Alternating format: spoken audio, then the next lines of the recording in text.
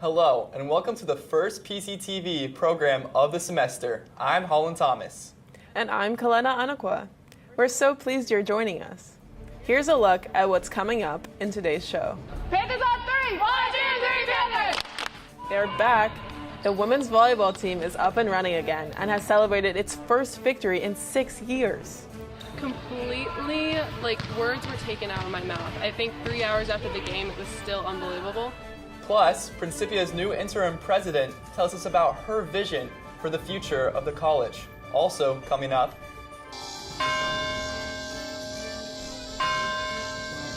Finding some peace and quiet. But how much do students know about what quiet time on campus really means? Coming forward, slash, retreating, slash. and On Guard. How students are learning stage combat ahead of the production of The Three Musketeers. I didn't know what to expect at first, but I'm liking it, so I'm really excited about it.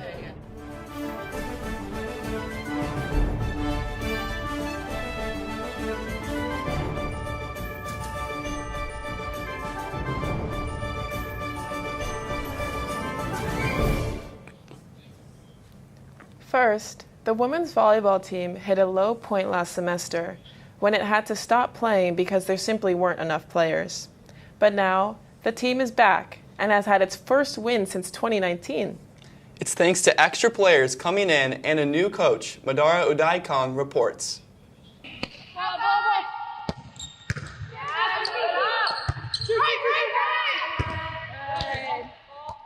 New coach Alana Hinson puts the team through its paces ahead of the next game. A former Principia student and volleyball player herself, she's now taken charge of the team and has helped to turn around its fortunes. I've always held leadership positions. On my sports teams, I've always been a team captain or in some sort of leadership role. I've also coached some club for basketball before, so I've had some leadership knowledge in running a practice, running a program, things like that.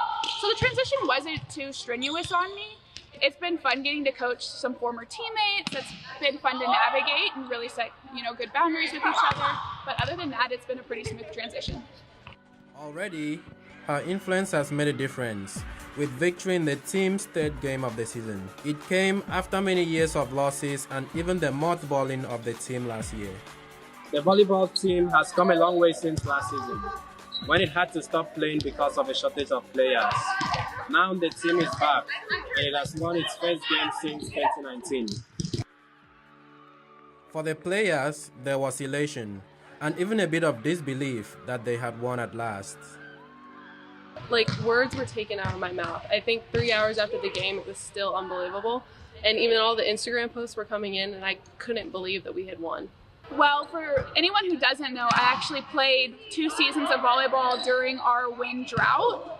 So it was huge for me personally because I worked so hard day in, day out to get to a win while I was an athlete. So to be able to lead the team to a win as a coach was super exciting. I think I felt a lot of emotions, not just for myself, but all the players that played on those years where we didn't have a win. And so it was really surreal. It felt like something that we kept pushing towards but weren't getting that result. So to get that was huge. The team isn't content with just one victory. The new coach and players are hoping for more wins this season as they continue to rebuild. Medaro Doikong, PCTV News. Panthers on three! 1, 2, 3, Panthers! Well, we saw Alana there, just one of several new sports coaches this year. Another is the new men's tennis head coach, Damian Jones. He competed nationally at the junior level and in high school, but gave it up to pursue a successful career in law for many years. Now, he's returning to his first love, tennis. We're delighted to welcome him to PCTV. Hi, Damian. Welcome to the studio. Thanks for having me. We wanted to ask you a couple questions about your career and about your coaching philosophies. Certainly. What brought you back to tennis after working in the law? Well, a few years ago, I formed a sport-based youth development nonprofit. It's called SALT. That stands for Student Athletes Leading Tomorrow. We use sport as the port of engagement to be present with children, predominantly but not exclusively children on the margins, just using sport as that platform to engage and be present in their lives. And so returning to sport through the nonprofit really kind of ignited a flame, so to speak. And as you aptly put it, it's allowed me to return to my first love. Awesome. What's your philosophy for teaching tennis? You know, oftentimes you can kind of relate to a pupil through other sports experiences that they've had. So many of the movements that you would use in playing tennis, they have a correlative kind of association with other sports. A forehand in certain respects can be like skipping a stone on the pond, or swinging a golf club or a baseball bat. So I oftentimes ask a pupil if they've had any exposure or experience with another sport. You just mentioned the women's volleyball team. Well, serving a volleyball is very much similar to serving a tennis ball. You just have a racket in your hand. So oftentimes that's the best way to teach a sport, is to share another sport that they're familiar with, so that they kind of gain some facility and familiarity. And using these philosophies, what are your hopes going to be for this season? You know, certainly I want to try to continue with the excellence that the men's and women's team has enjoyed over the years. I'd like to continue that. Certainly rebuilding is in order, as several of our upperclassmen are going to be leaving the program. It's important to try to repopulate the team with quality players. So there's always the need to recruit and to build. So that's going to be my principal focus. Also making sure that the players that we have on the team are enjoying their experience, particularly those upperclassmen for whom this may be their last season. We want them to have a joy-filled experience as well as a successful one. Thank you very much. My pleasure. Next, Principia College has an interim president this semester. Dr. Megan Madden has taken over from Dr. Daniel Norton, who stepped down at the end of the last academic year. So, what is Dr. Madden's vision for the college, and how does she plan to tackle the challenges it's facing? Our reporter Dean Wood went to speak to her. Thank you, Dr. Madden, for joining us. What is your top priority for students as an interim president? Research shows that student success largely depends on whether you have a sense of belonging and community, and so that's my primary priority for students. What is your overall vision for the college? So my overall vision for the college is the number one priority is to recruit and retain students. So we would like more students here, and so my vision for that is to work with the admissions office and student life and athletics and academics to make sure that we have the best experience possible for students so that we can attract and retain more students. Is the future of the college secure? Yes.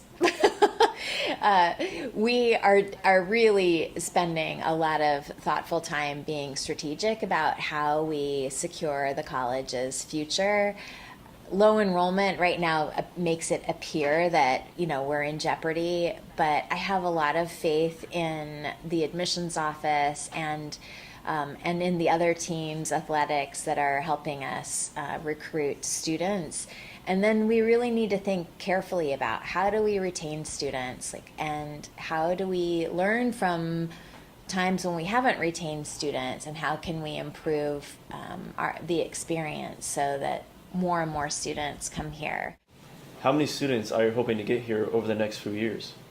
The end goal is to get us to between 550 and 620 students. We have bed capacity for 620 students, but that's going to take some time because we want the right students. We are a values-aligned university and or college, and so we want to make sure that the students who are here are the right students, and I think we have the right students. I love our students. I'm really impressed with everything that they're doing and all of the opportunities that they're taking advantage of at Principia. So we want to preserve our sense of community with getting the right students, and so that might take some time, but the goal in 3 years is to have over 400, and then beyond that, keep on going. What message do you have for the students here at Principia? I spend a lot of time in my office, and I'm doing my best to get to know all students. And so feel free to come up to me and introduce yourselves because I would love to get to know more students. Dr. Madden, thank you so much for joining us. Thank you, Dean. Dean Wood speaking there to Interim President Dr. Megan Madden. Now, quiet time is an important time of the week at Principia. But how much do students know about what it means and the activities that are available to them? I've been looking into the issue.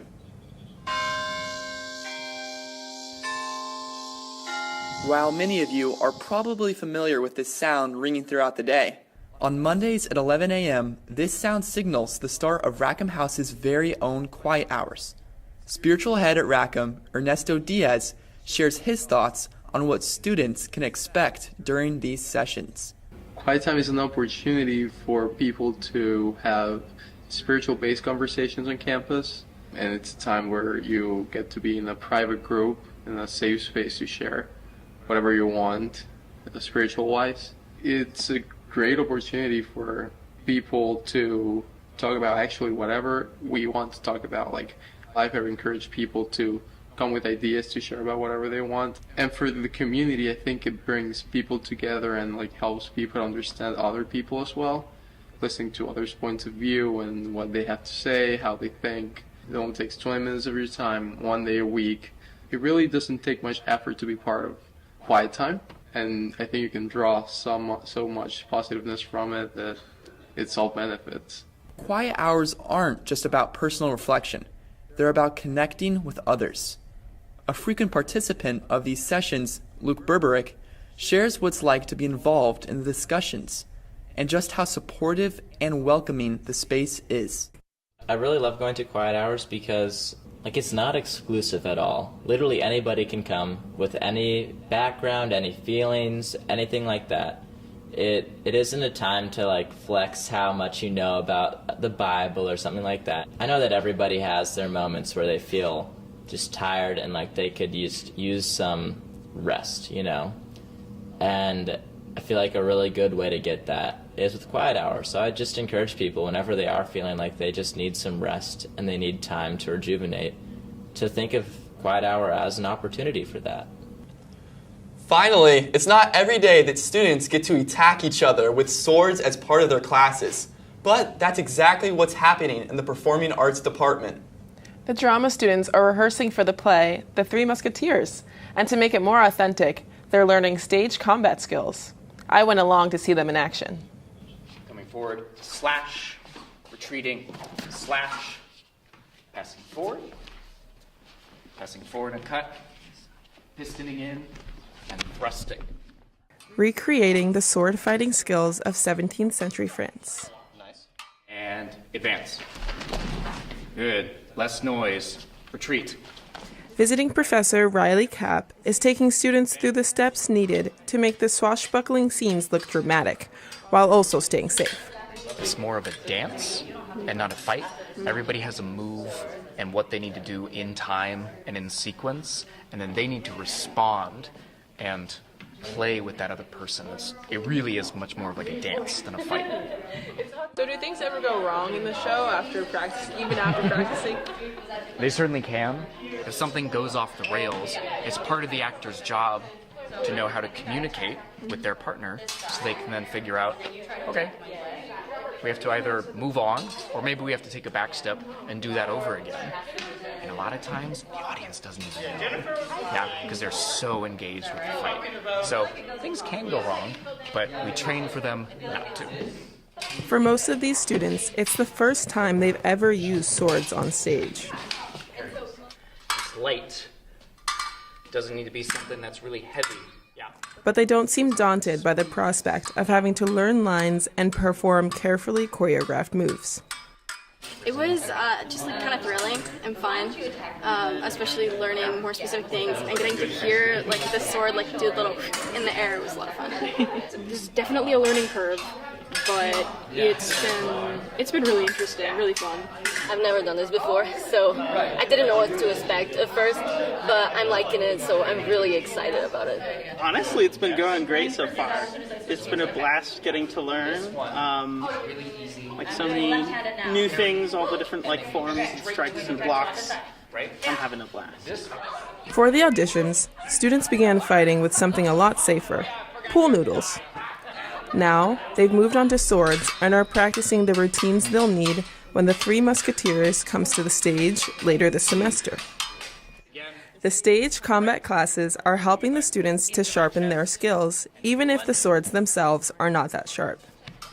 It should all make for quite a spectacle when the Three Musketeers comes to the stage in November. That looks like so much fun.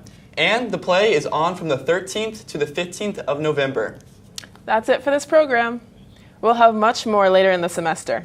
Thank you for watching. If you have any stories that you'd like us to cover, just let one of the team know. But for now, from all of us at PCTV, goodbye. Goodbye.